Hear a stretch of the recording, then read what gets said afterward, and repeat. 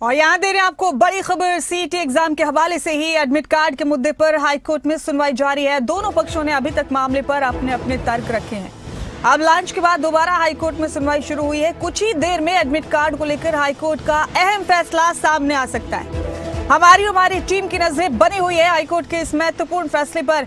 इस बीच आपको बड़ी जानकारी दे रहे हैं। लंच के बाद दोबारा से हाईकोर्ट में इस मामले को लेकर सुनवाई शुरू हुई है। हमारे स्टेट हेड जितेंद्र चौधरी मेरे साथ इस खबर पर सीधे बने हुए हैं। जितेंद्र, सबकी निगाहें लगी हुई हैं हाईकोर्ट पर। लंच के बाद फिर से सुनवाई हुई है। दोनों पक्षों ने एडमिट कार्ड के मुद्दे पर अपने अपने तर्क और दलीलें रख दी हैं। कोर्ट में सुनवाई जारी है, फैसले का इंतजार है। जितेंद्र,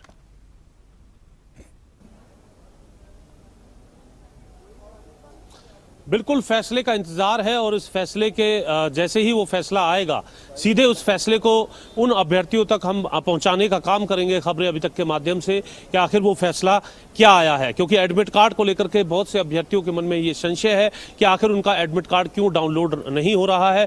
कुछ अभ्यर्थी लगातार कमेंट करके ये भी बता रहे हैं कि उनकी तरफ से पूरा प्रोसेस फॉलो किया गया है, लेकिन उसके बावजूद भी उन्हें एरर देखने के लिए मिल रहा है या फिर वो अपना एडमिट कार्ड डाउनलोड नहीं कर पा रहे हैं। अभी हम जानकारी दे रहे हैं सीधे हाईकोर्ट से, जहां पर लंच से पहले भी इस मामले को लेकर के सुनवाई हुई है। उस सुनवाई की जानकारी हम अपने दर्शकों को बता रहे हैं।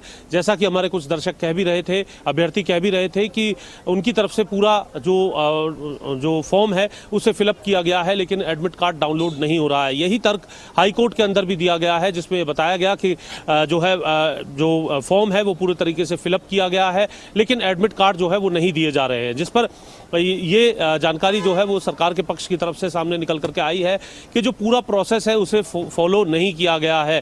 कई जगह जो अभ्यर्थी हैं उन्होंने साइन नहीं किए हैं, तो वहीं अभ्यर्थियों की तरफ से एक्नॉलेजमेंट को निकालने के बाद, उसका प्रिंट आउट निकालने के बाद जो अपलोड करने का जो प्रोसेस था उस प्रोसेस को फॉलो नहीं किया गया है। इसको लेकर के लंच से पहले भी जो बहस है वो हाईकोर्ट के अंदर रही थी और अब अगर हम बात करें तो लंच के बाद इस मामले पर दोबारा सुनवाई शुरू हो गई है।